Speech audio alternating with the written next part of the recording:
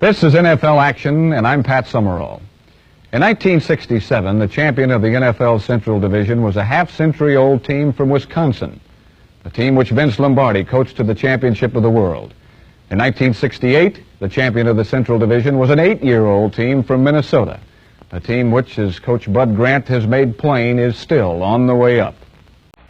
This is the National Football League Central Division, where 4 ferocious teams compete for a single title. Be it the Minnesota Vikings or the Detroit Lions, the Chicago Bears or the Green Bay Packers, it is football at its fiercest. This is the story of a team which fought from the bottom to the top. The story of the way up for the Minnesota Vikings. Any championship team begins with superior leadership, such as the Vikings have in Coach Bud Grant and quarterback Joe Kapp. The cornerstone of the Viking offense was number 53, Mick Tingelhoff.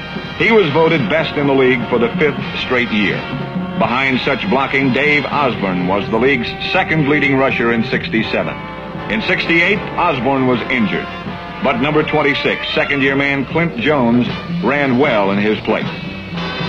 As always, the man counted on for the tough yardage was number 30, 230-pound fullback Bill Brown, whose balance and determination have carried him through NFL defenses for over 4,400 tough yards. This year, Brown, as usual, was among the top 10 rushers and was second in the league in touchdowns. He ended an exceptional season by ramming over for the winning touchdown in the Pro Bowl game. To stop Bill Brown requires something special, like a giant, or an entire team of near giants. When in trouble, Viking quarterbacks look for Bill Brown. Not only the Vikings' all-time leading rusher, he is also their all-time leading receiver. Either way, it adds up to a lot of head-knocking. Number 15 is Gary Quazzo, a man who spent 4 years learning from John Unitas. Playing only part-time, Quazzo has thrown for more than 3,000 yards.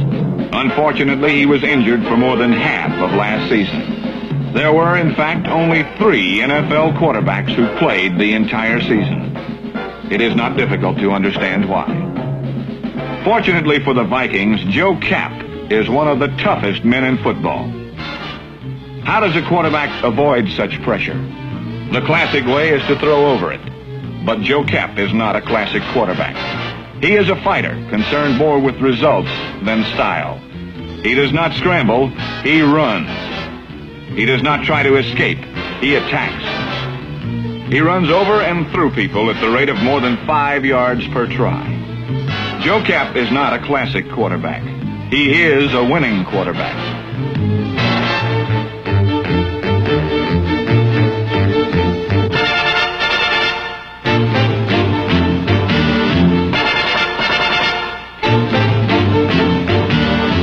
Kapp's receivers mirror his own toughness. Second-year tight end John Beasley, number 87, is good in a crowd. Number 86 flanker Tom Hall is a battler who will somehow come down with the ball. But the Vikings' primary long-range weapon is number 84, second-year split end Gene Washington. The ex-Big Ten hurdles champion is already among the NFL's top receivers. This season, even the Vikings' special teams had long-distance scoring capability with 2 flashy young rookies. One was number 20, Bob Bryant from South Carolina.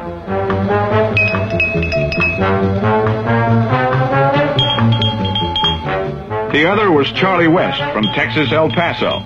Against Washington, West, number 40, retreated to his own 2-yard line to field a punt, and then proceeded 98 yards upfield to tie an NFL record which had stood for 35 years.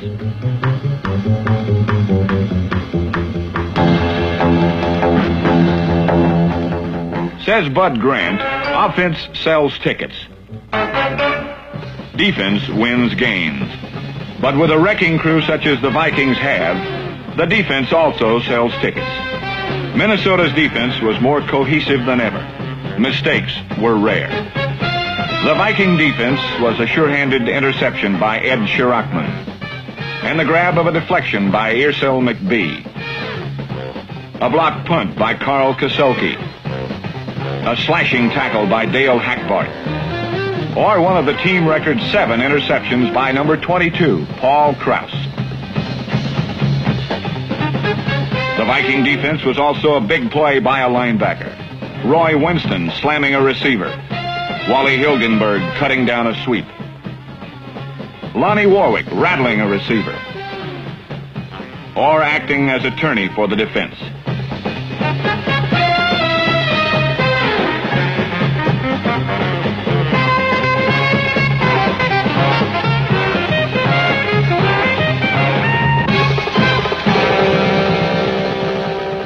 But most of all, the Viking defense was a brilliant front four, which included number 77, Gary Larson, a defensive rock all season. And number 88, Alan Page, who has the quickness and speed to catch up with halfbacks.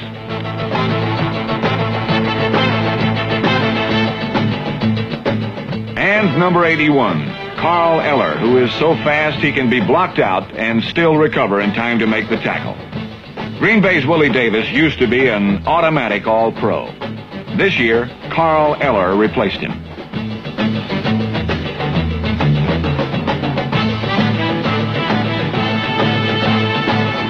And then there was number 70, defensive captain Jim Marshall, who has speed enough to deflect a pass and still catch the receiver. Quickness and determination have made him one of the league's best pass rushers. As Marshall says, the best plan is for the four of us to meet at the quarterback. 44 times the plan worked. Page, Eller, and Marshall all played in the Pro Bowl. Jim Marshall made the game's deciding play when he scrambled an ex-Viking quarterback named Tarkenton.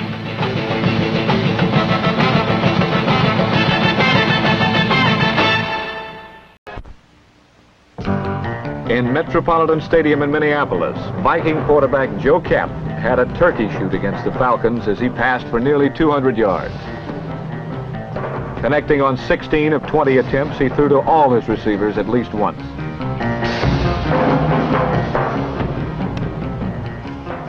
Early in the second quarter, the Vikings recovered a fumbled punt on the Falcon 15-yard line. This proved to be the turning point in the game.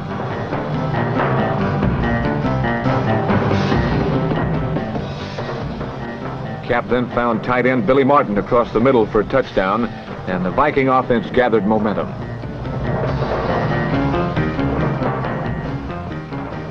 Minutes later, halfback Clint Jones swept left end and raced 43 yards to the Falcon 37.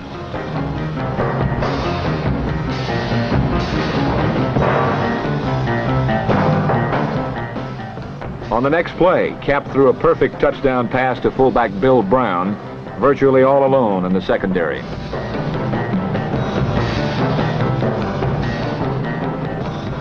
The Vikings could do no wrong.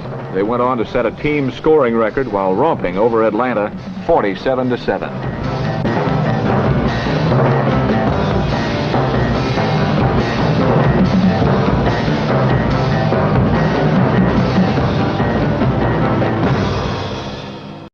Saturday night, September 14th. Joe Kapp and the Vikings had the honor of opening the NFL's 49th season, and they did it in style. Kapp hit on 16 of 20 passes, including 11 straight at one point, as the Vikings exploded to a 31-0 halftime lead over the Atlanta Falcons. The final score was 47-7, as the Vikings began their championship drive with the largest point total in their 8-year history. The next objective for Bud Grant and the Vikings was to defeat super champion Green Bay in Milwaukee. In only the second week of the season, this was to be one of the year's most important games. The Vikings did not simply defeat Green Bay, they dominated them from start to finish.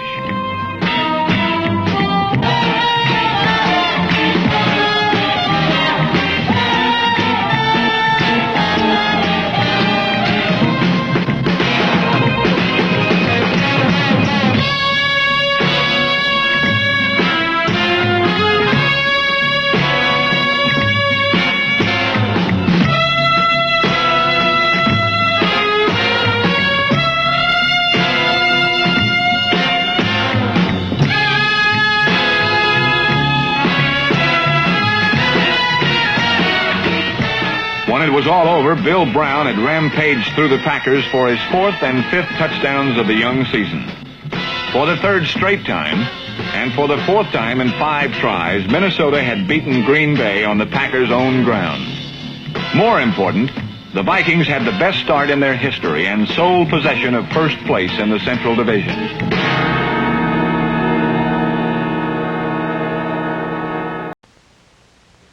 This is the Green Bay Packers' new head coach, Phil Bengtson. Today he would attempt to succeed where even his predecessor, Vince Lombardi, had failed.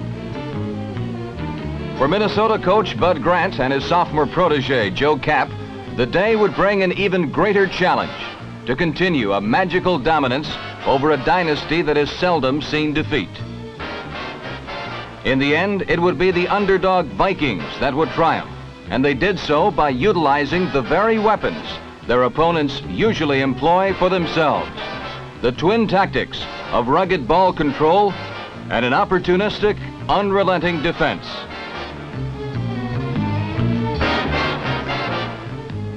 These were the Packer trademarks, but for today at least, the roles would be reversed as the Minnesota Vikings meet the Green Bay Packers in the NFL Game of the Week. The first play of the game proved to be a portentous one for the Packers when one of 8 penalties was assessed against them. Clint Jones, who has replaced the injured Dave Osborne, picked up 4 yards on the first play from scrimmage.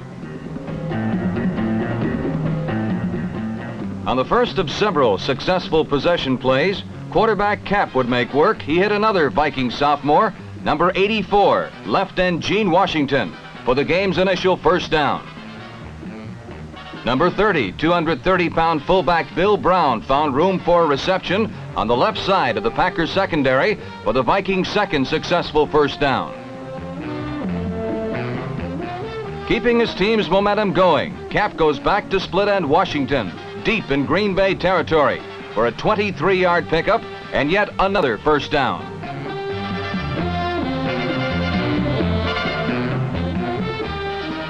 A look at this play from our super slow-motion camera shows the excellent protection Kapp received from his line most of the day.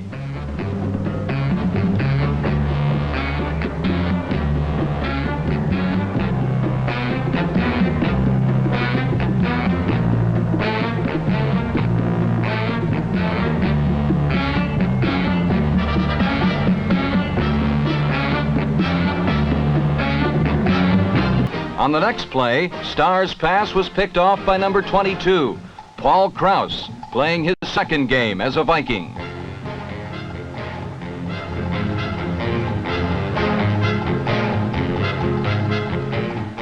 On this series, as on the last, a damaging penalty by the Packers would give Minnesota impetus and a first down when they needed it most.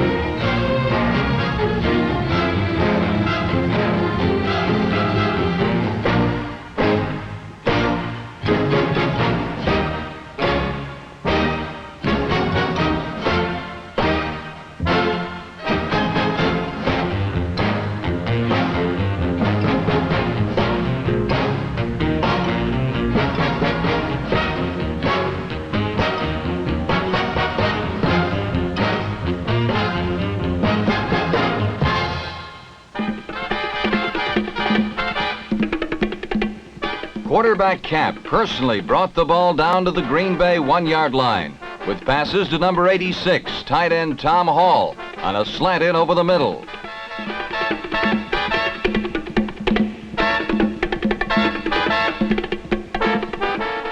A flare to speedster Jim Lindsay.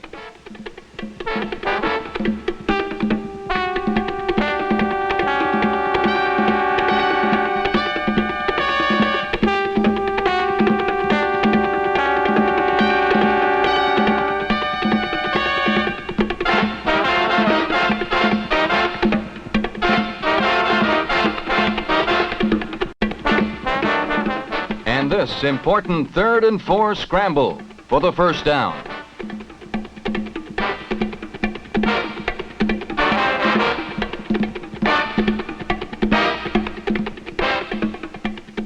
Cap relinquished his role as a runner on the next play and let Bill Brown take it over from the 1.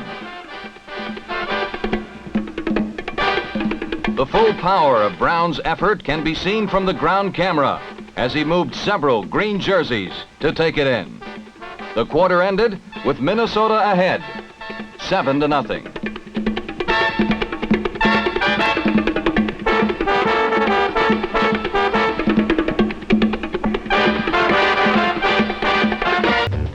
Cap wasted no time in coming right at the Green Bay defense. Jim Lindsay made the sweep work with a good display of second effort.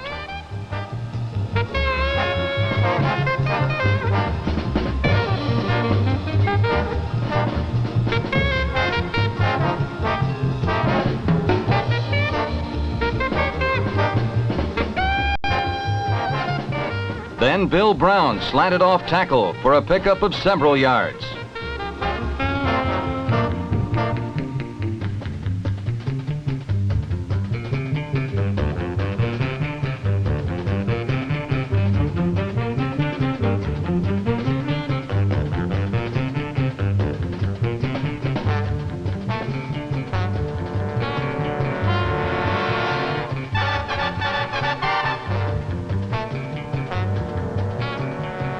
On 1st and 10, quarterback Cap went for the bomb. Gene Washington used his high hurdling ability to outleap Willie Wood. A play good for 35 yards and another first down. The momentum clearly was still with Minnesota, much to the displeasure of Coach Benston. Ignoring the reputation of the Green Bay secondary, the former Canadian League quarterback came right down the middle to tight end Billy Martin, who made a nice grab and then showed his strength by refusing to go down.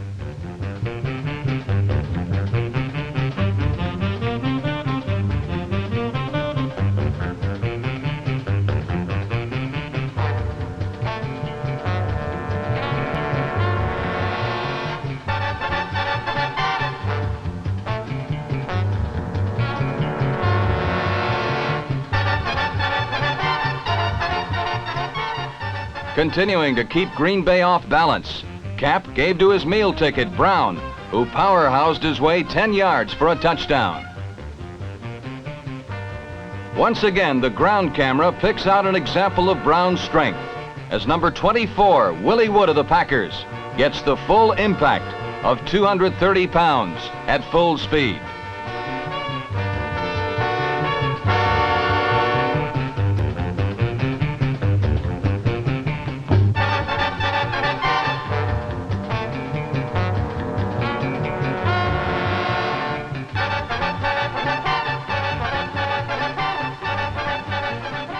As if a 14-point deficit wasn't enough, Green Bay's first play after the score resulted in a costly penalty.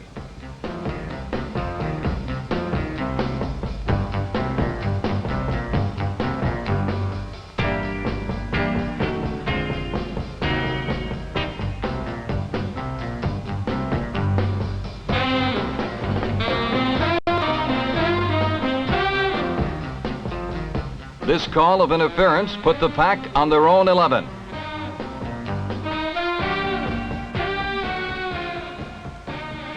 When quarterback Starr dropped back to pass, he was swarmed under by Alan Page and number 70, Jim Marshall, for a safety. The unusual sight of Bart Starr sitting in the end zone deserves another look. Here it can be seen, number 88, Page streaked in unmolested, forcing Starr to the outside, where Marshall managed to fight off his block and make the damaging tackle. The score, Minnesota 16, Green Bay nothing.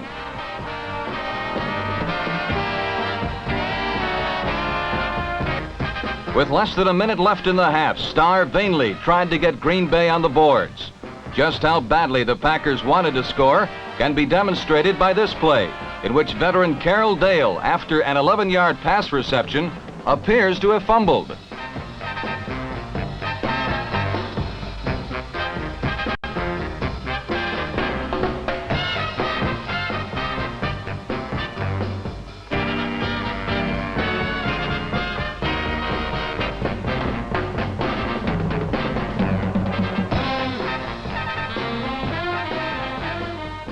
The same play seen from a different angle shows that Dale attempted to lateral the ball back to Donnie Anderson. Starr recovered the fumble, but time ran out on Green Bay, with Minnesota ahead by a well-earned 16-0 score, evidenced by the fact that Green Bay had been held to just 22 yards passing for the half. The next Vikings series was to produce the key play and turning point of the game. On 3 successive downs, the Packers defense played up to their reputation as the finest in pro football, giving little ground to Bill Brown's thrusts. It was 4th and inches on the Vikings' own 26, and Coach Grant chose to go for the first down. On a quarterback keeper, Joe Kapp barely made it. A graphic example that victory and defeat are truly measured by inches.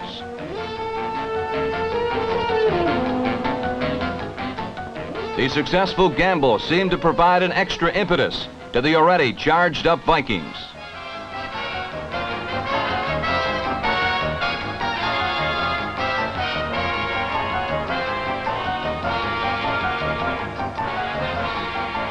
Bill Brown moved the ball 23 yards further into Packer territory.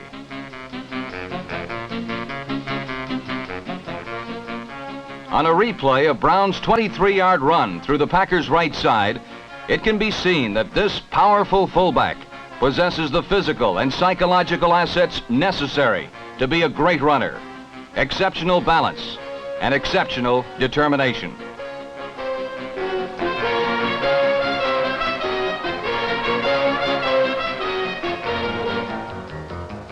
Another costly personal foul by Green Bay added 15 more yards, and Minnesota was now inside the Packer 10. The Vikings' ball control offense had eaten up most of the third quarter, and sophomore sensation Clint Jones, number 26, swept left end past a bewildered number 21, Bob Jeter, for the Vikings' important insurance touchdown.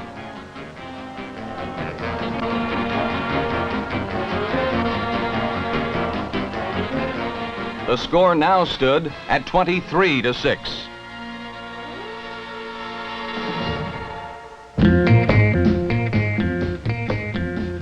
All day long, it had been a series of key plays and key breaks that had stymied Green Bay's game plan. Number 46, Ursel McBee, provided yet another on this interception.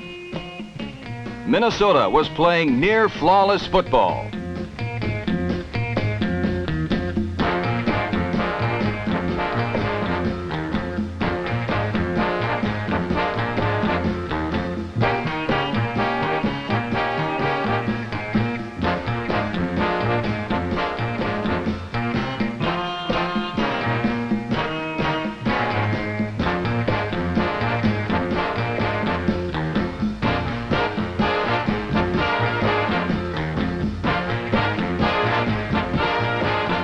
A confident Joe Kapp had been bolstered by an offensive line that protected him well all day.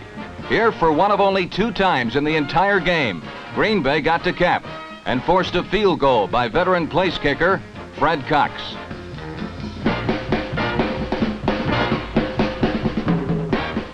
From a spectator's vantage point, the kick was true. The Pack was now on the low end of a 26-6 score.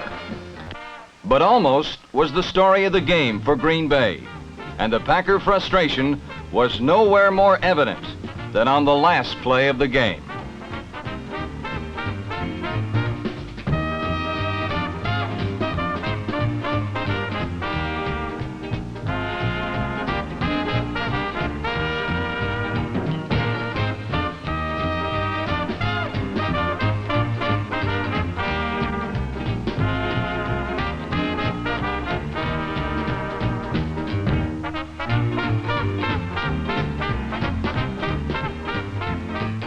For the 3rd time in as many years, the Packers had suffered a humiliating defeat to Minnesota, a team considered by many to be the doormat of the Central Division.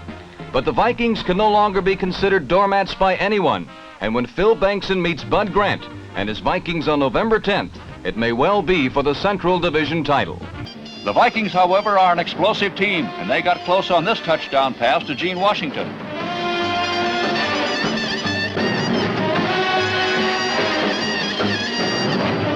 Close was not enough as Ralph Turek exploded on his own for a 23-yard touchdown. Following a disappointing loss to Chicago, the Vikings faced Detroit in a head-to-head battle for first place. The Viking defense ruined quarterback Bill Munson's offensive efforts all afternoon, forcing fumbles, deflecting passes, and dumping Munson an even 10 times. But the Lions also wielded a bludgeon. Joe Kapp was forced out early with a concussion. Gary Quazzo came to the rescue, but was quickly rewarded with a broken collarbone. Quazzo knew his shoulder was gone. He not only stayed in the game, he painfully completed 5 of 7 passes and led the Vikings on a 79-yard drive to a halftime lead.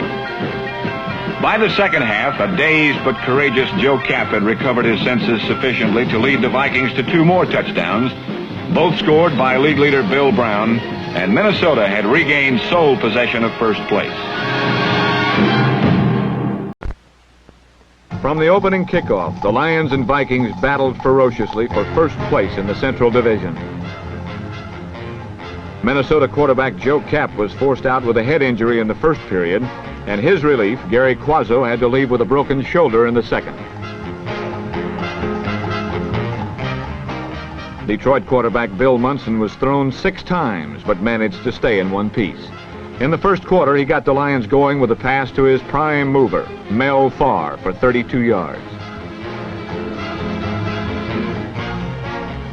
Munson also used Bill Triplett effectively on the quick screen.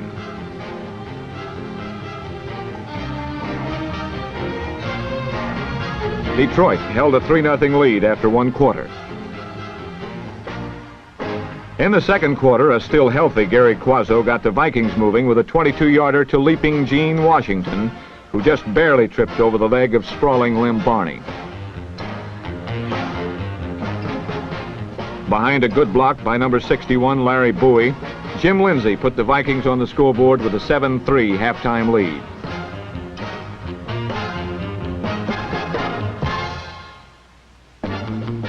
In the third quarter, Bill Munson had the Lions moving again with passes to the league's best-looking rookie, Earl McCullough, who along with Mel Farr and Lim Barney could be the Lions' 3rd Rookie of the Year in the last 2 seasons.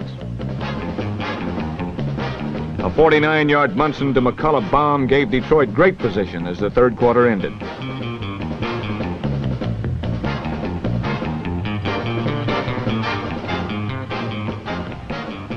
Munson then passed to Mel Farr, who circled over the middle, backstepped away from Lonnie Warwick, and flew past everyone else to bring the Lions even at 10-10 with 14 minutes remaining.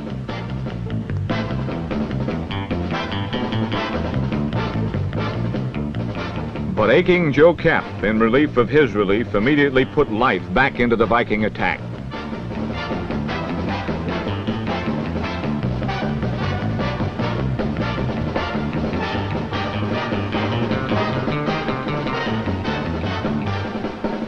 Midway through the period, Bill Brown dove over the top to put the Vikings ahead again at 17-10. Within 3 minutes, Kapp and Washington had the ball at the goal again.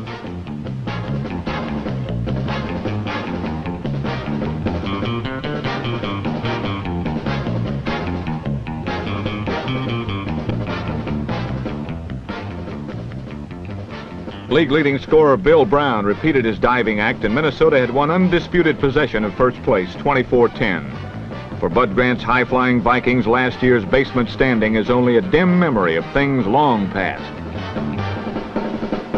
Happiness doesn't often explode onto Tom Landry's grim face. Today, the Dallas head coach wore his dour expression even more than usual as the Vikings, led by their unpredictable quarterback Joe Kapp, almost scrambled past his undefeated Cowboys.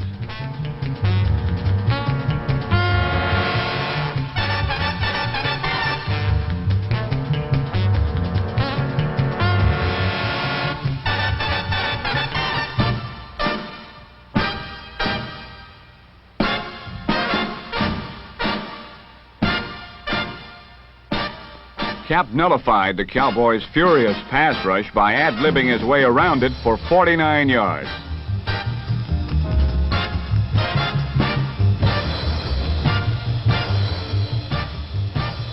The Vikings attacked Dallas like they defeated Green Bay by discarding all offensive frills and playing deliberate football.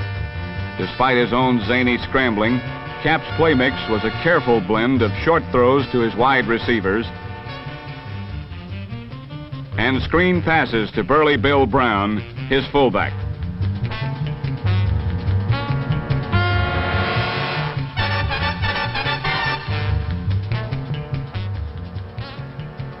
This plan produced consistent gains, but not consistent scoring as the Vikings faltered in the clutch.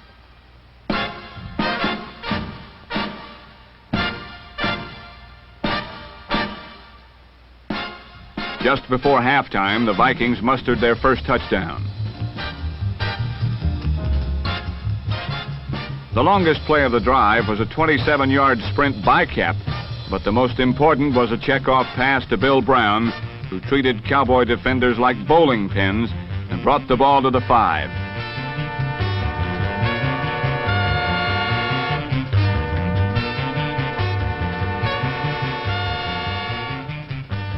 From there, Brown followed number 63, Jim Valone, to a touchdown.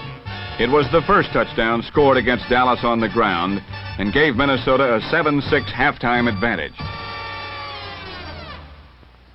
The Cowboy offense was more a hindrance than a help against the Vikings.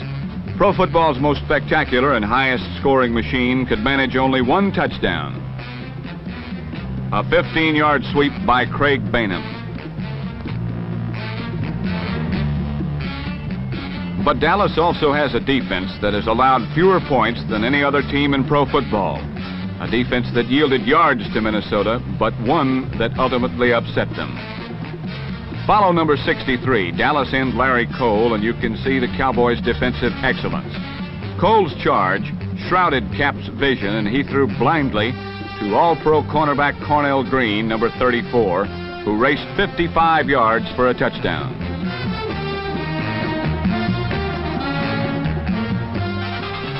The Cowboys' might is a double-edged sword. If you stop their offense, the chances are rare you can overcome their doomsday defense as well. This is why they are undefeated and what will probably lead them to the throne room door.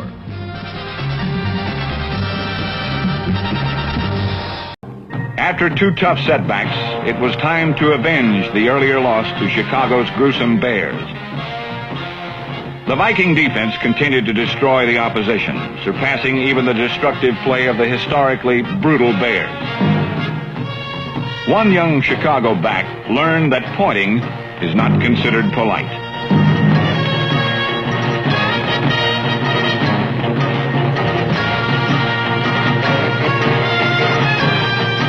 Quarterback Virgil Carter had one weapon that no defense ever stops for very long.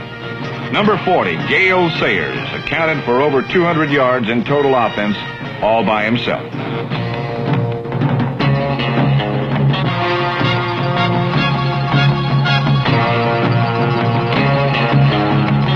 But the Vikings had a receiver named Washington who accounted for 133 yards and 2 touchdowns.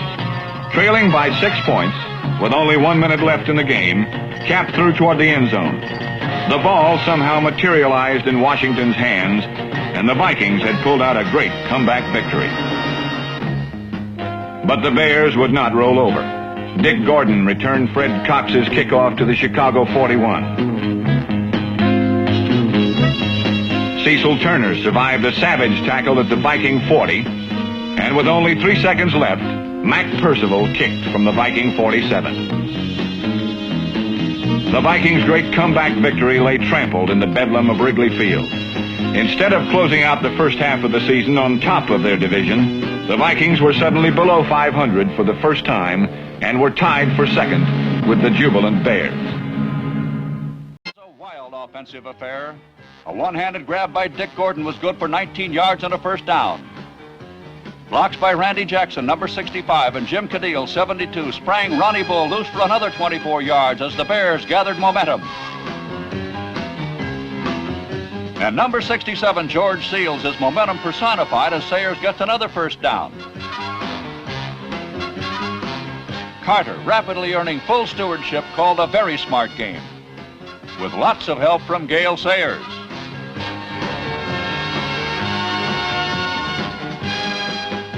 On a perfectly executed play, Carter tied the game at 7 apiece with a pass to rookie Bob Wallace. Number 72, Jim Cadile, is one reason why the sweep is such an effective play, and Gale Sayers another, as he turns on for 49 yards to the Vikings' 10-yard line.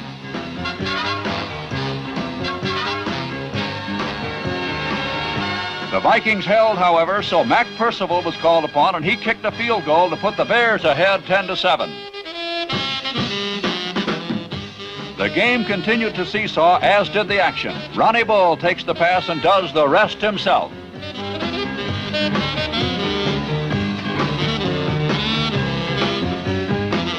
The Vikings stiffened again, so Percival kicked again, and the Bears trailed at halftime 14-13. Carter lofted a perfect screen pass to Ronnie Bull, who continued to run with an old-fashioned muscular fullback style.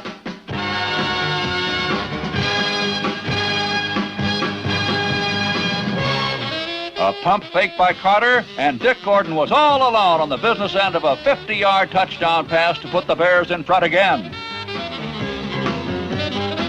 With another drive underway, Sayers followed a Seals block for 27 yards to the Viking 30.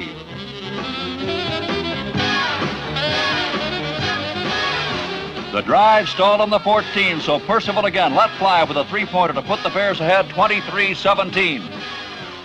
But the Vikings stormed back, and with 1 minute to go, Cap heaved the ball toward the end zone. Gene Washington somehow grabbed it, and the Vikings led by a point, 24-23. The Vikings were alert for Sayers to return the kickoff, but Dick Gordon took it instead and made a fine dash to the Bears' 41.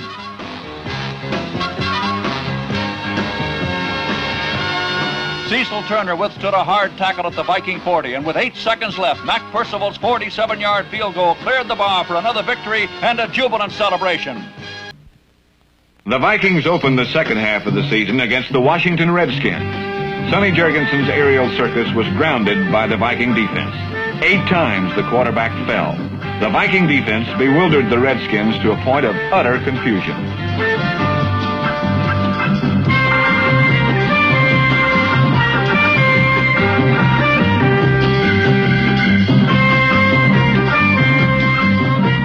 The Vikings' offense was also sizzling.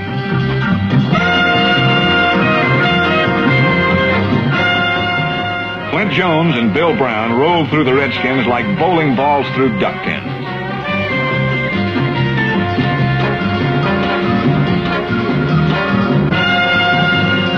Joe Cap threw 2 more touchdown passes, one of them a classic 61-yard bomb to Gene Washington. The Vikings had snapped back from their last-second defeat by Chicago and had completely outclassed the Redskins. Once again, back in the championship race. There are 2 minutes to go in the game, and Washington and Minnesota are locked in a scoreless tie. But suddenly everything clicks for the Skins as they come up with the big plays. Joe Cap's pass for Tom Hall is intercepted by number 46, Ricky Harris.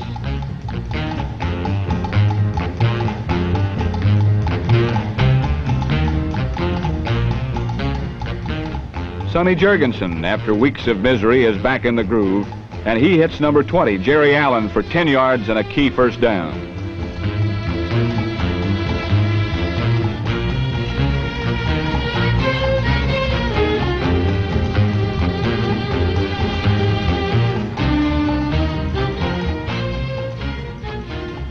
Even third-string quarterback Harry Theophilides is on target as he finds Pat Richter, number 88, for 24 big yards, and Washington is threatening.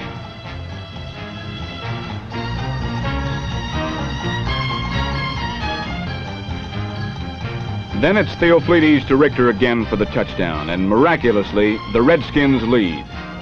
But can they stop the Vikings?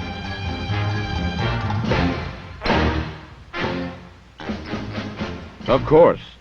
Washington's crushing defense forces Big Bill Brown to fumble, And Jim Yazoo Smith goes 69 yards for a touchdown and a 14-0 win over Minnesota.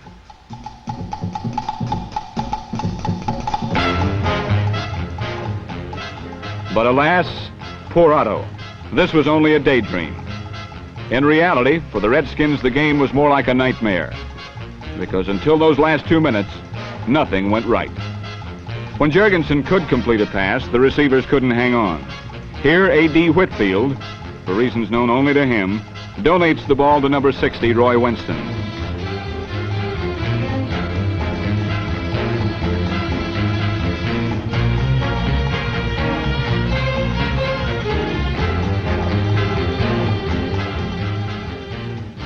Mike Bragg's punt is blocked by number 29, Carl Kasulke. And when he tries to kick again, Kasulke recovers.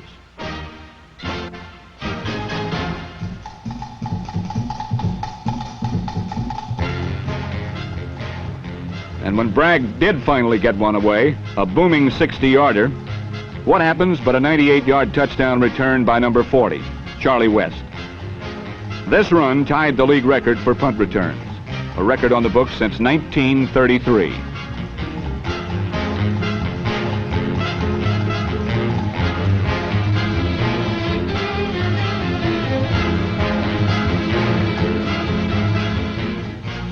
Meanwhile, when Washington wasn't hurting itself, the Vikings were inflicting punishment of their own. Cap to Gene Washington, all alone in the end zone for a touchdown.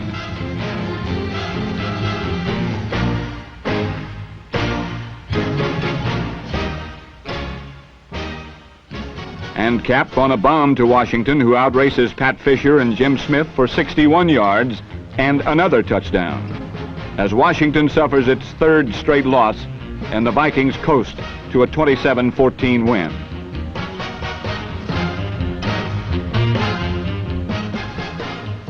The Vikings' next goal was to defeat the still very much alive Green Bay Packers for a record second time in one season. The grimly determined Packers would not go quietly. Carl Eller, number 81, wrecked the Packer sweep from behind. He blocked out half the Green Bay line for Bill Brown. And he gave Bart Starr an afternoon he will never forget.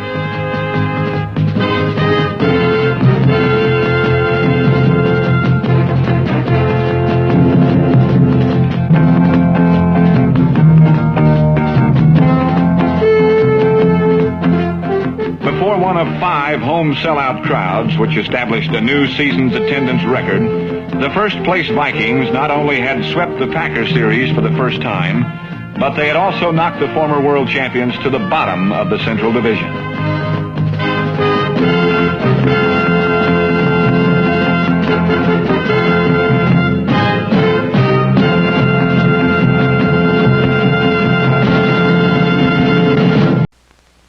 Uncertain skies at Metropolitan Stadium seemed to shine on the Minnesota Vikings while dumping snow only on the Green Bay Packers.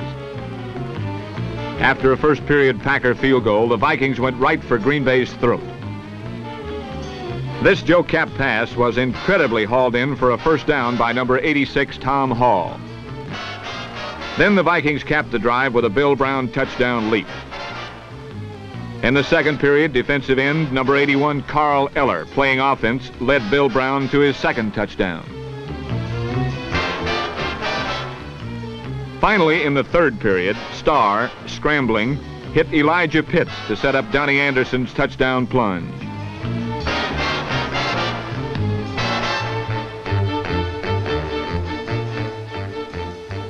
But that was it for the Packers. Watch number 81, Carl Eller, back on defense, demolish Bart Starr.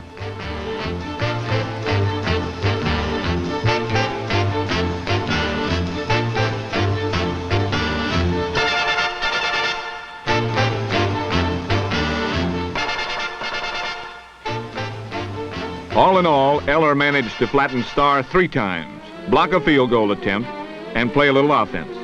Not a bad day.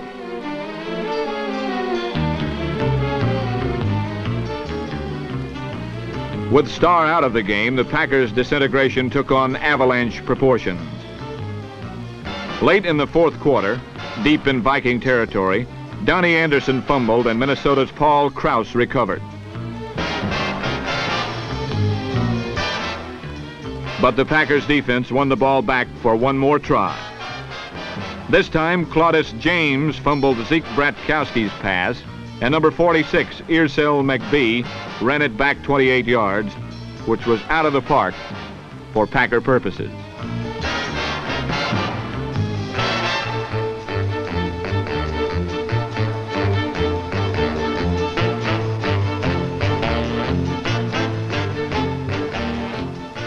The jubilant Vikings achieved their first victory over the Packers at Metropolitan Stadium and became the first team in 5 years to beat Green Bay twice in one season.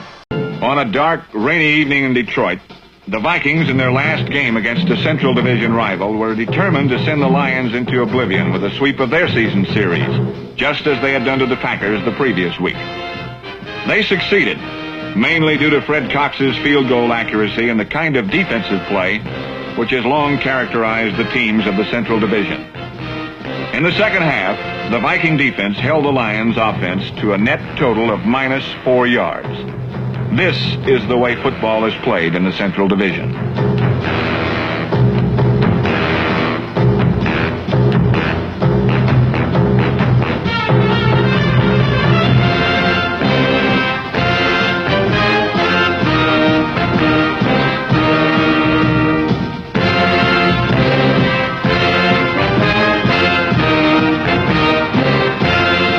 The play which swept the Vikings to their third straight victory and sole possession of first place was a long pass from Joe Kapp to Tom Hall, which led to the game's only touchdown play, a Jim Lindsay plunge behind a good block by Doug Davis. Defense was the order of the day as the Minnesota Vikings banged heads with Detroit in the Lions' home park.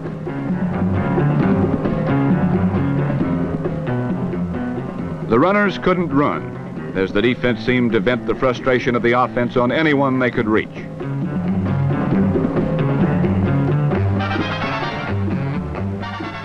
The passers couldn't pass. Bill Munson, for one reason or another, couldn't find a Lion who could hang on to a pass.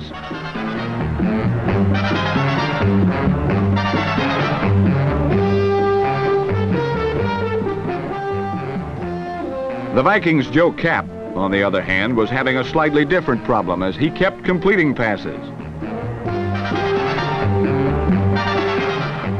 to the Lions, who came up with 3 key interceptions.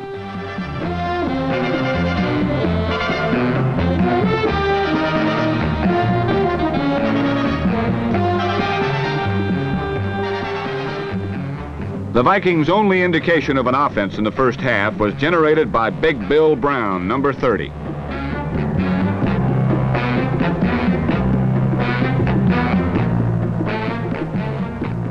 This screen pass to Brown was good for 32 yards and put Minnesota in scoring range.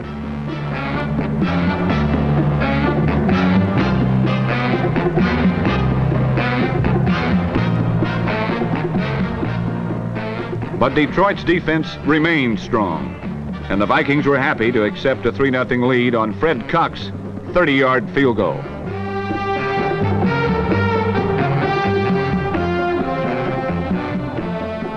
But just before the half ended, Bill Munson suddenly found Billy Gambrell, number 3, on a 44-yard bomb.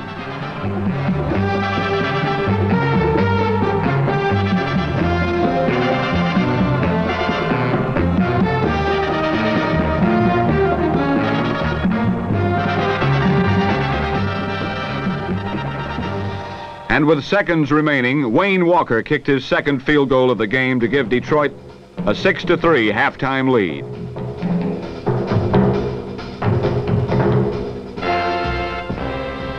The second half was more of the same from Munson, much more so, as the Vikings wouldn't even let him get the ball away.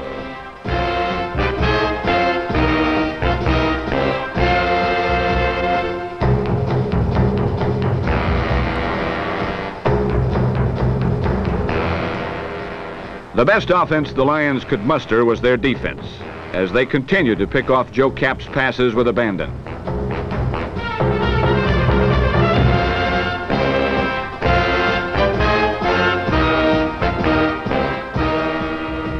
This interception by Lem Barney, number 20, is so spectacular in its abandon, it deserves a closer look.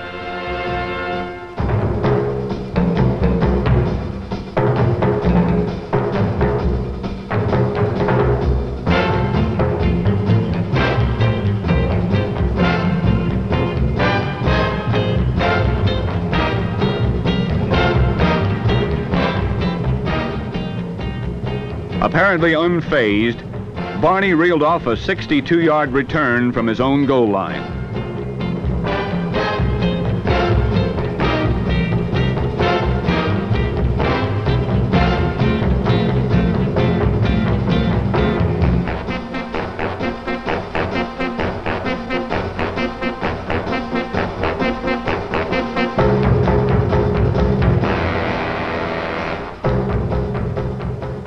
But the Viking defense took the ball away again. And in the third quarter, Joe Kapp finally completed his first pass. This 37-yard pass was hauled in by Tom Hall and gave the Vikings a first down on Detroit's 5.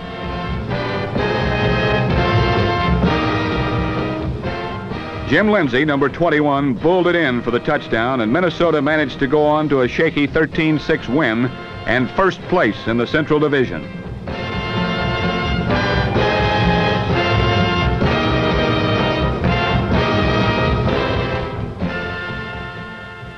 Touchdown Colts, an ever-mounting 21-0 lead with a minute to play. But Gary Quazzo was taught to beat the clock by the master of the 2-minute drill, and he succeeded in doing just that.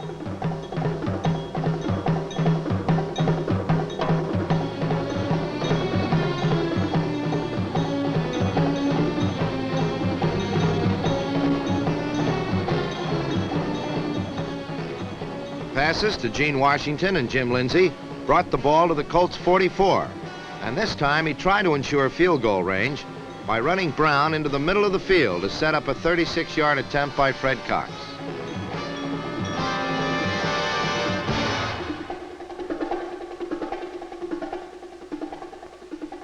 The kick was good, but as the half ended, a superior defense and an unstoppable combination had put the Colts into a commanding 21-3 lead.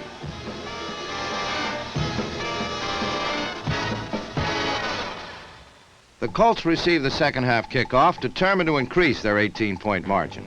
But it quickly became apparent the Viking defense had caught fire. Rookie running back Terry Cole discovered he couldn't even get out of his own backfield. Linebacker Wally Hilgenberg neck roped him on one play, and on the next, Roy Winston broke through to catch him from behind. Then the Viking defense forced the first break of the half. Lonnie Warwick tipped Morrow's pass, and number 46, Ursel McBee, picked it off and returned it, showing fine running form, 36 yards upfield.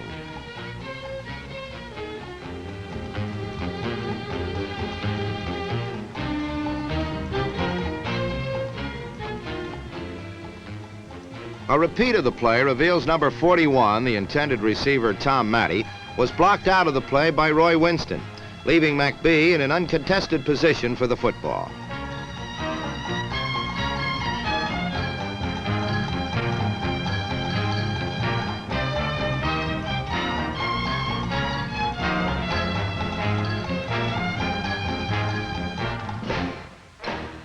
Minnesota now had the ball in excellent scoring position on the Baltimore 26-yard line. But it didn't take long to realize Baltimore's defense was still in the game. Clint Jones was introduced to Dennis Gorbat's 5 other friends in a 2-yard loss. Jim Lindsay, after taking a circle pass, ran into the same ubiquitous gentleman and barely recouped the previous loss. Gorbat's has less success stopping field goals than runners, so Fred Cox was able to put one through the uprights from 37 yards out to make the score 21-6.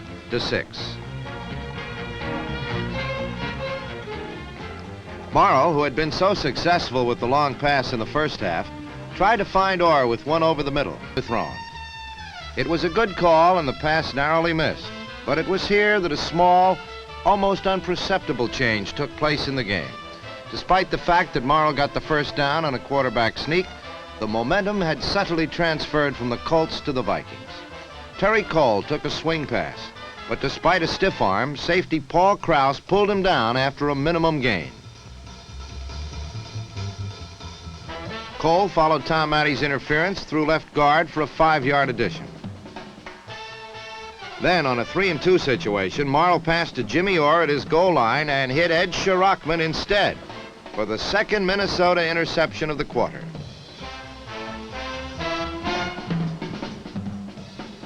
A repeat of the play from the ground shows number 70 Jim Marshall block Marl's view just as he released the ball, allowing Shirachman to make the interception.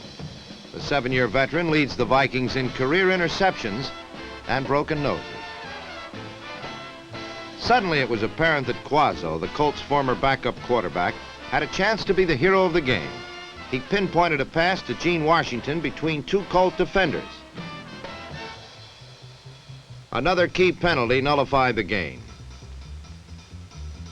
So Quazzo threw to Washington again, and the former Big Ten high hurdles champion pulled it in for a 7-yard gain. Then Quazzo fired a strike over the middle to rapidly improving second-year man John Beasley for a first down. As if to remind their former teammate that this was the Colts defense he was taking apart, 12-year veteran Ordell Bracey, number 81, ran Quazzo into the ground. But a penalty nullified the loss. Another look at the play spotlights Bracey's individual effort and reveals Quazzo barely hung on to the ball after being tackled. The Colt defense wasn't going to give Minnesota the run. Clint Jones met a wall of blue shirts. So Quazzo returned to the air, and John Beasley and the 231-pound sophomore tight end from California made it an 18-yard first down. And then took an 11-yard strike for a jolt and another first down. The Baltimore front four penetrated again, however, and Quazzo lost the ball in attempting to avoid it. Luckily, his center, Mick Tingelhoff, recovered for a loss of 6.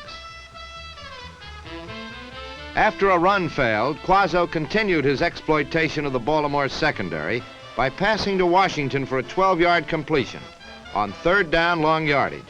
But it was short of a first down, and Cox kicked his 3rd field goal 9 seconds into the 4th quarter. The margin had been further reduced, 21-9.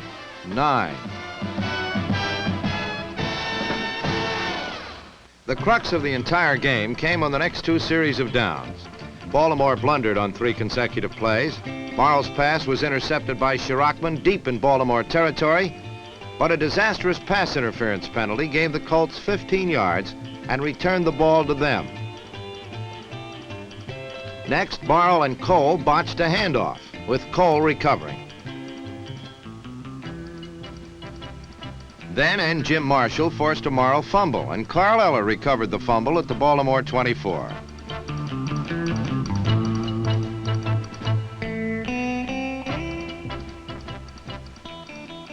A repeat of the play shows the Viking defensive persistence paid off. Marshall had run into Marl's arm while he was in the act of passing.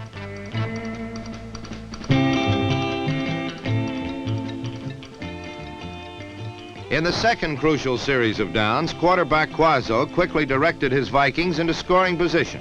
He pitched 14 yards to Bill Brown, who had circled over the middle.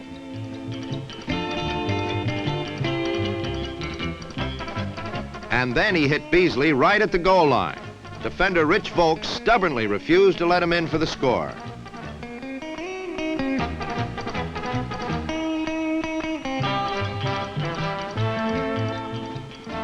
With the ball just 2 feet shy of its goal, the Baltimore defense, which has given up only 13 touchdowns in 11 games, proved its greatness by throwing the powerful Brown back on 2 successive plays and saving the score.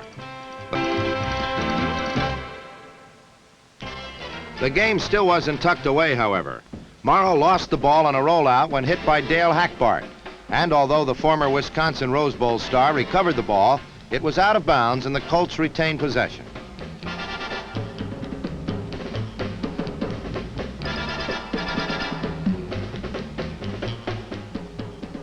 The Vikings got still another chance when punter David Lee inexplicably ran with the ball on 4th and 34. He got 3 yards and some amazed looks from his teammates.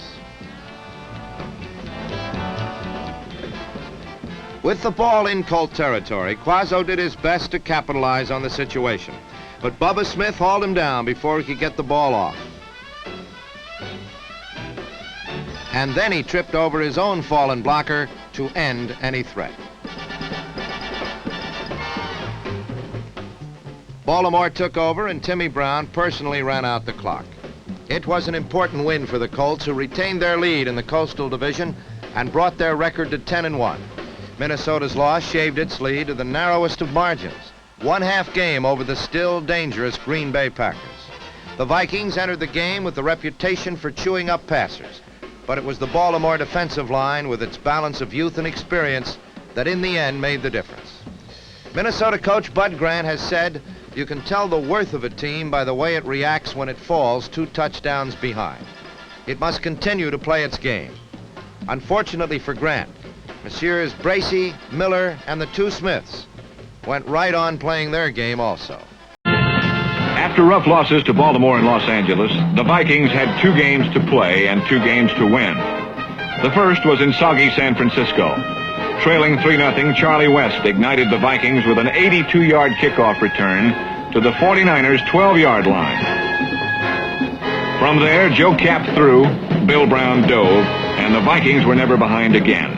Cap met the challenge by hitting on 10 of 16 passes, one of them to Gene Washington for 50 yards, and when the attack bogged down, Cap scored the touchdowns himself.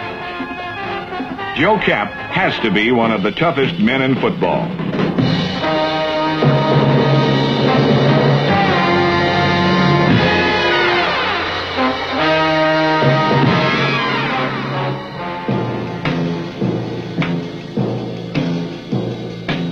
While the Vikings were surviving the tortures of Kezar, several hundred miles to the south, the Chicago Bears, without Gale Sayers, shocked the nation by staggering the highly favored Los Angeles Rams. With 1 game to go, the Vikings and the Bears were tied for the lead.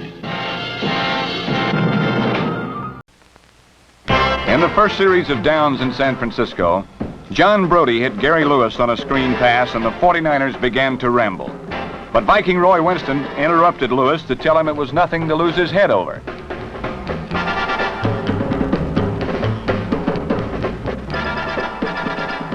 The 49ers kicked a field goal, but immediately thereafter, a rocket from the University of Texas at El Paso named Charlie West set the fashion for the day. Viking power, 82 yards worth before John Voigt could catch him.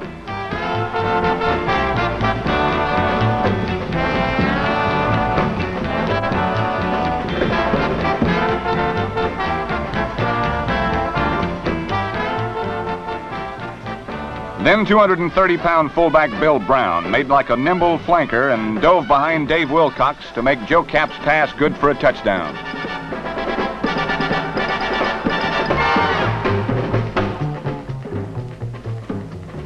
Before the half, Minnesota scored again and then started another drive with this 50-yard pass to Gene Washington. Washington was double covered, but he made out all right.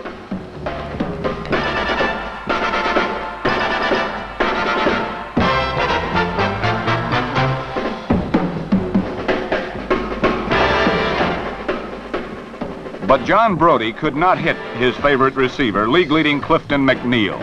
Ed Schirachman stopped this try and ran it back 20 yards.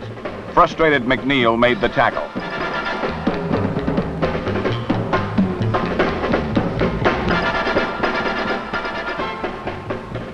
When Joe Cap couldn't find his receivers, he ran well himself.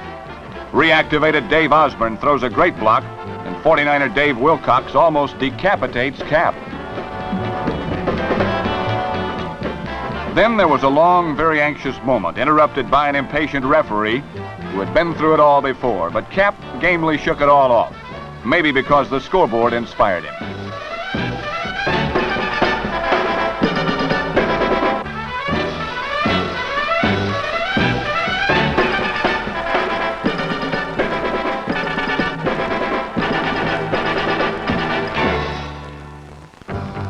Both teams were held to grudgingly small yardage on the inside all day.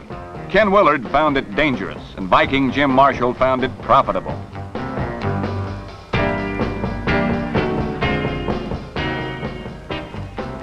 But late in the third quarter, the swing of the game was reversed. At first by number 39, Kermit Alexander. The ball was back in San Francisco hands, and the 49ers settled down.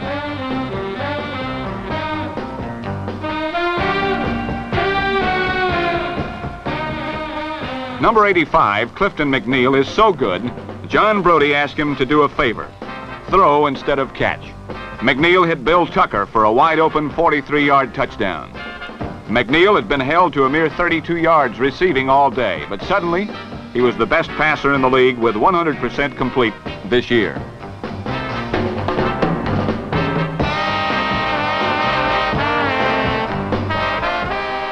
The 49er defense was tighter too. Cap was held to half the passing yardage he got off in the first half, when he could indeed get a pass off.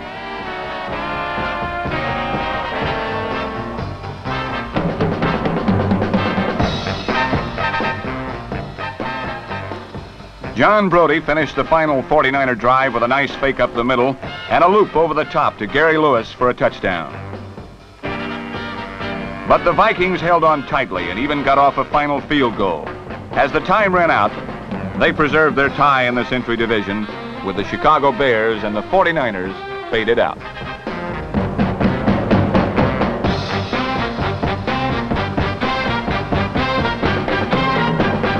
And so to mid-December in Philadelphia and the season's final 60 minutes.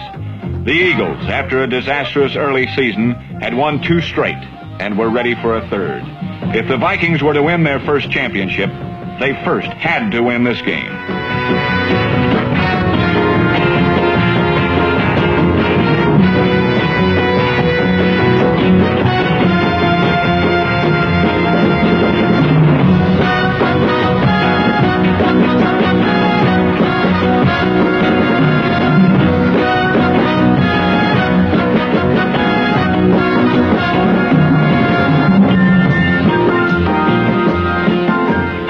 The defense seemed to have the game well under control until a Sam Baker punt turned into one of the weirdest plays of the season.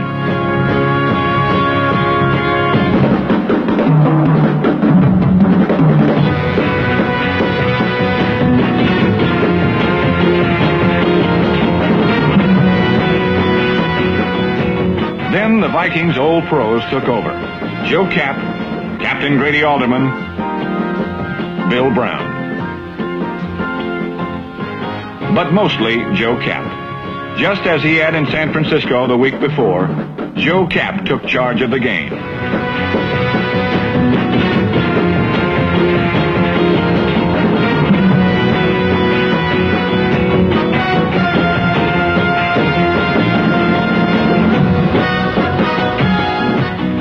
Kapp completed 7 of 10 passes, ran for 1 touchdown, and threw for 2 more. One was a perfect bomb to Gene Washington.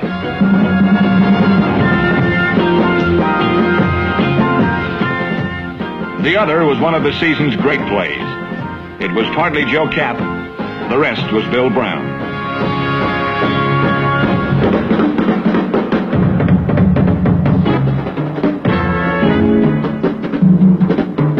Their 8-year climb had brought the Vikings almost to the summit, but not quite. In Chicago, the Packers and Bears were still playing, and they would have the final say. If the Bears won, the championship was theirs. If the Packers won, the championship would at last belong to the Vikings.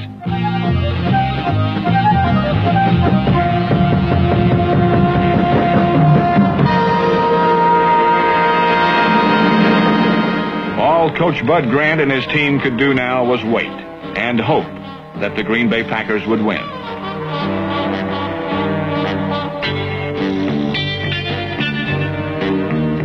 At first, their cause seemed hopeless.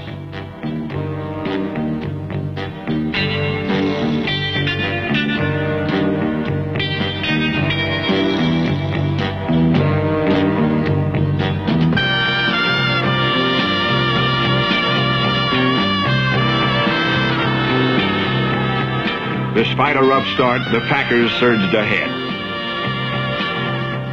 But then the Bears began to fight their way back.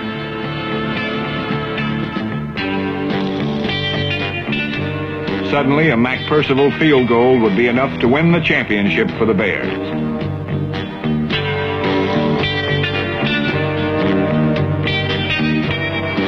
One more pass would get them close enough. And then it happened. Green Bay's Ray Nitschke was suddenly transformed into a Viking hero. The Bears had fallen short by a single point. After 8 long years of waiting, the Minnesota Vikings were champions. Even the remarkable Bears and the former world champion Packers knew that the Vikings had earned a championship.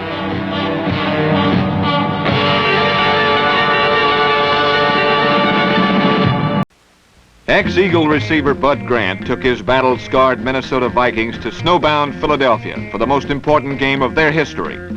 Led by tough veterans like 215-pound quarterback Joe Kapp and 230-pound fullback Bill Brown, this year's Vikings have been a solid, if non-spectacular team.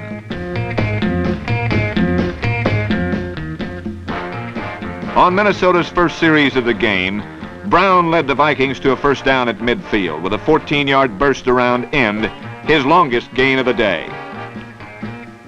Then a funny thing happened to reactivated Dave Osborne on his way to Eagle territory. Rookie linebacker Adrian Young detached the ball and moved it back into Viking territory. Eventually, the Eagles capitalized on Young's theft. Norm Snead faked to Tom Woodeshick and lofted a 5-yard scoring pass to split in Gary Baldwin in the left corner of the end zone.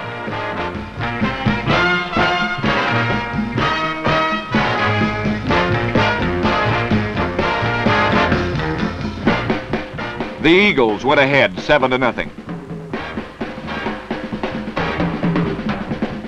Philadelphia's longest gain of the day came on an unusual play as Sam Baker punted from near his own goal line.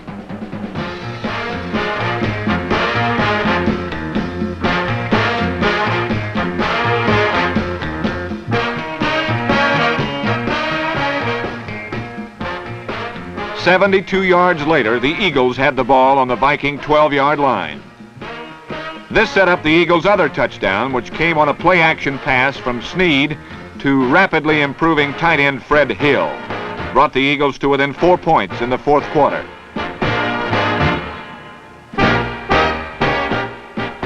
But thanks to men like number 81, All-Pro candidate Carl Eller, this was to be the Vikings' day. The Viking defense may not be as notorious as some, but they keep opponents' gains to a minimum. And with the Eagles on the Viking 3-yard line, number 88, Alan Page, demonstrated the ultimate in goal line defense. Big, versatile, speedy Page also works the other end of the field. But the biggest plays were supplied by the sometimes erratic Viking offense. Number 84, Gene Washington, faked a square out and clearly beat number 30, Alvin Haymond, for a 30-yard touchdown.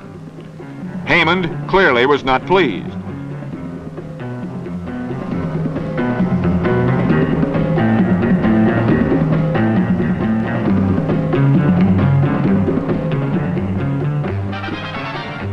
The biggest play of all came on a typical Kapp scramble. Followed by an atypical 57-yard bomb to the king of the 1-yard touchdown, Bill Brown. Determination definitely has its rewards, and no man is more determined than Bill Brown.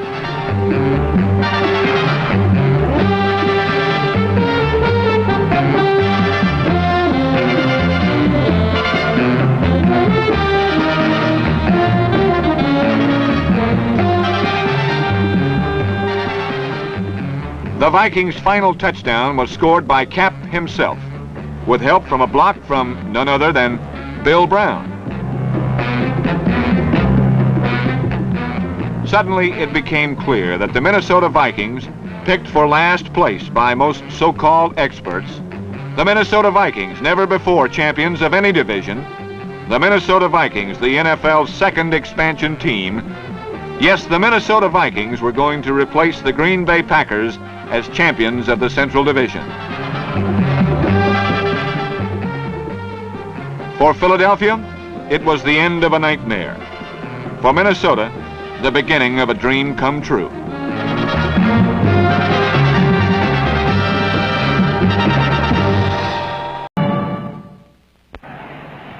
Over 60,000 fans huddled against the rain and sleet in Baltimore's Memorial Stadium as the Vikings met the Baltimore Colts for the Western Conference Championship and the biggest game in Vikings history.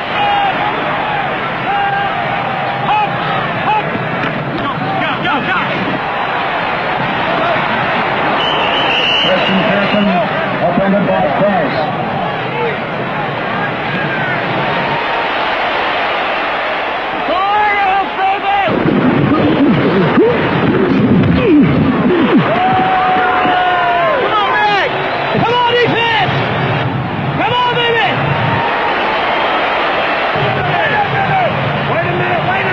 On the play.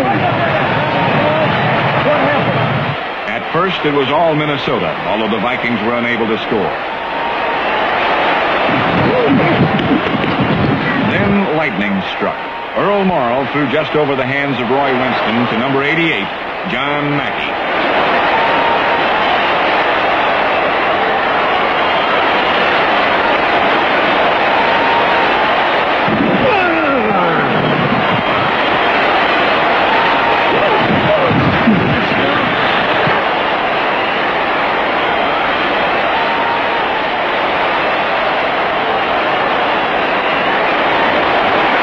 Within 2 minutes, the Colts had scored twice.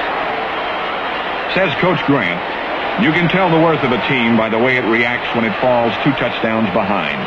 A mentally disciplined team goes on playing its own game. All right, let's go now. Let's get with it.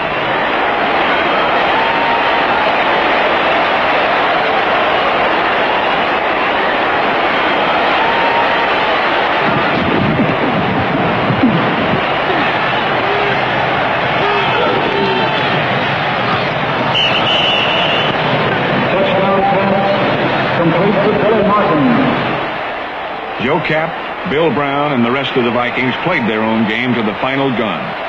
Cap, despite a brutal beating, set a team passing record, hitting 26 of 44 passes against one of football's greatest defensive teams on one of football's sloppiest fields.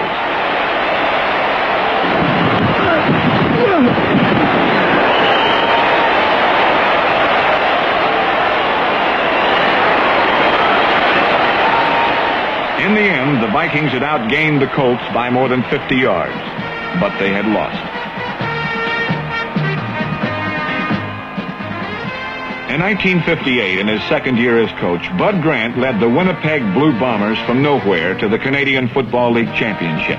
He went on to dominate Canadian football. In 1968, again in his second year as coach, Bud Grant led the Minnesota Vikings from nowhere to the championship of the NFL's violent Central Division. It is a good bet that Coach Bud Grant and his Vikings are still on the way up. Down by 3 touchdowns, Cap had to throw, but the Colts secondary was blanketing his receivers with their effective zone defense, and Coach Grant's protege from Canada was forced to leg it through the muddy turf. Thanks to his size, strength, and agility, Cap was able to pick up good yardage in doing so.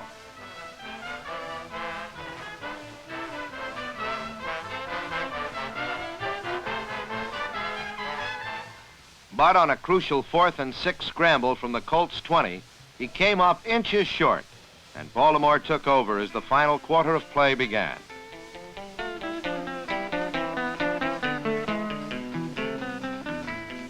Clint Jones's white jersey brightly stood out, but Colt linebacker Dennis Gaubatz made sure it would go to the cleaners as he smothered Jones's attempt to get outside.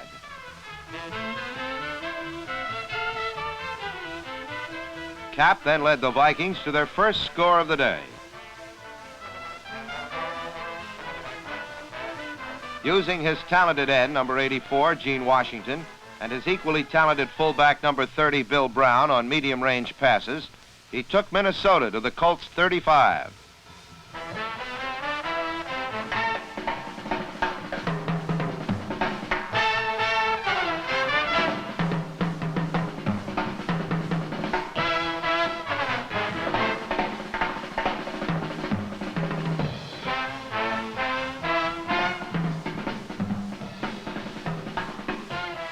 Then on a 3rd and 8, Baltimore made its first costly mistake of the game when Lenny Lyles interfered with Tom Hall on a bomb, and it was 1st and 10 on the 1.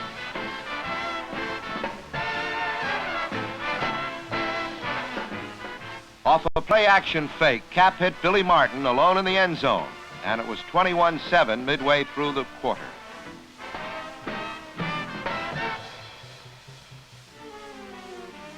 The Colts then added an insurance field goal with a key play coming and a 16-yard pass to Willie Richardson, who had 6 receptions on the day for 150 yards. The field goal put Baltimore up by 17, and with 3 minutes to play, the contest was virtually over.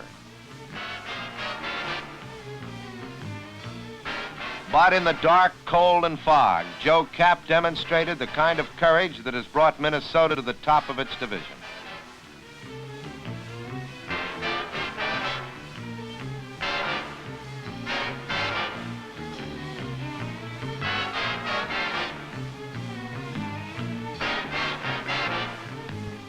He was determined to score again before the game's end, and indeed he would accomplish his goal.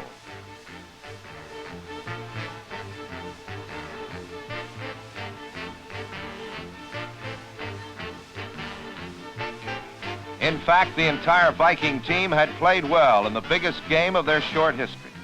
They had not been out-hustled or out-muscled. They had merely been outclassed by a team that had outclassed their opponents on 13 other Sundays in 1968. That is, all but one. And ironically, it was that one, the Cleveland Browns, who would now meet Baltimore for the NFL championship.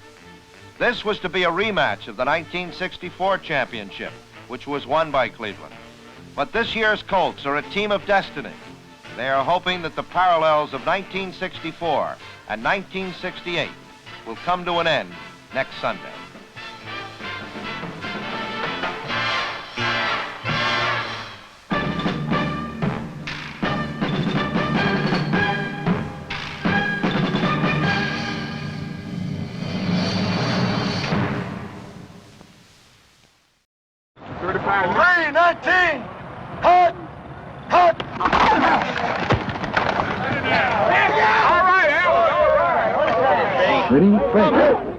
There is more to pro football than Sunday afternoons. Each game is preceded by hours of preparation and practice. Each new opponent is studied and analyzed. This particular defense that the Vikings have is one of aggressiveness. But in order to beat them, I just feel like you've got to handle their front four, and especially the two ends. Try to stay in the middle area, mainly to keep the pass rush off of you. I mean, don't take passes that take too long to throw. Otherwise, you're going to have Eller and Marshall, down your neck if you take too long to throw the ball. Way to go, McGilly Gorilla. Here's the thing that I'm worried about. If we get the pressure up the middle, he's going to start going to the Meredith's going to, he's going to get out to the outside. And if Meredith finds out that he can get us by running that quick count, then he's going to run us to death on that quick count. We can't afford to have that, see? So we've got to have time to adjust. Main thing is going to be keeping him in, though, keeping him bottled up. Keep him bottled up. And it'll be Strategy, practice, planning, an overture to Sunday Symphony.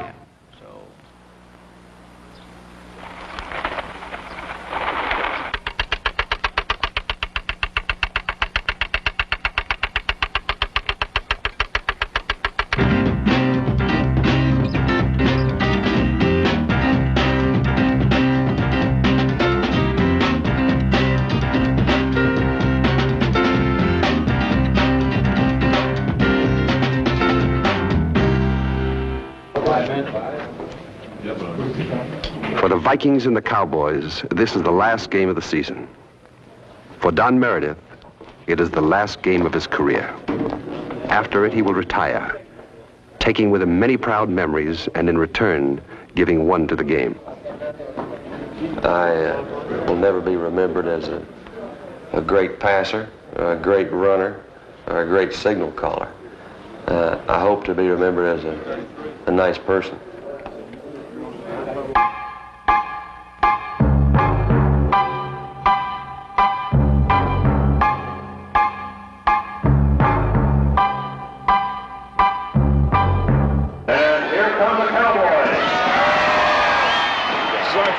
This is our thing. Get it in here, girl.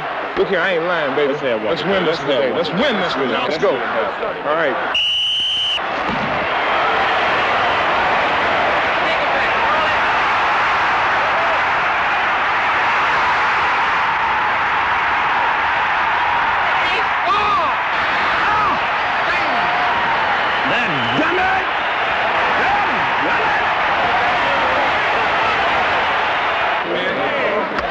It's okay, baby. We'll get it back. It's all right. If there's a question as to what you're to do, ask me before I get out of the huddle. Because what we don't want to do is make any mistake. Okay? Now let's do something wonderful. Red right, wing false zig. It's on 2. Ready? Cut. Let's go side. Hut, hut. Let it stick him good. Come on, Kurt. Hut, hut. Come on, turn around.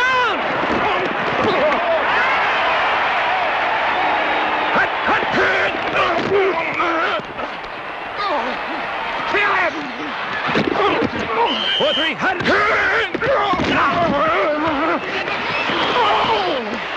Let's go, Ralph! Hut, hut! He's open! He's got it!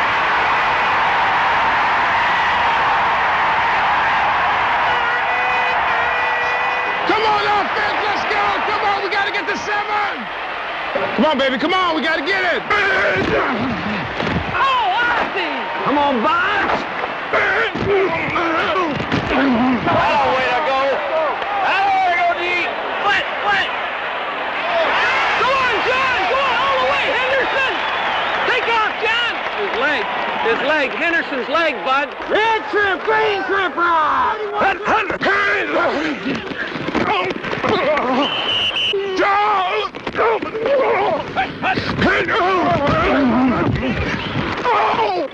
Watch out, watch out. Come on now. Hey, come on, baby. Come on, let's have a nice clean one, okay? Come on, we don't want to have a fighting and stuff, man. Come on, Lonnie. Hey, don't start. Look, man, play on the field. Help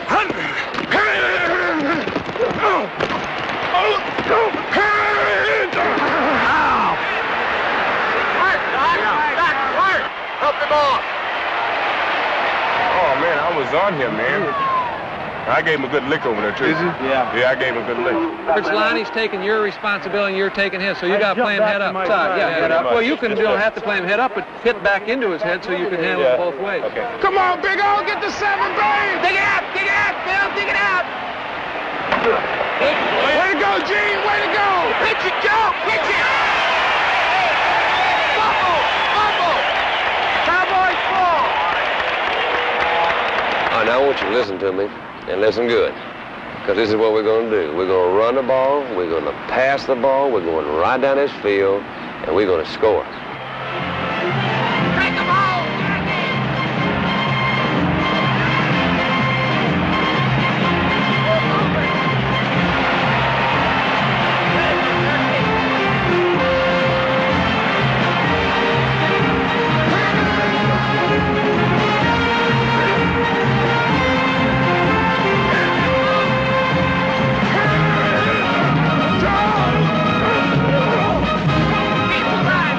One Sunday in pro football. A single page in a story 50 years old. Big game, America.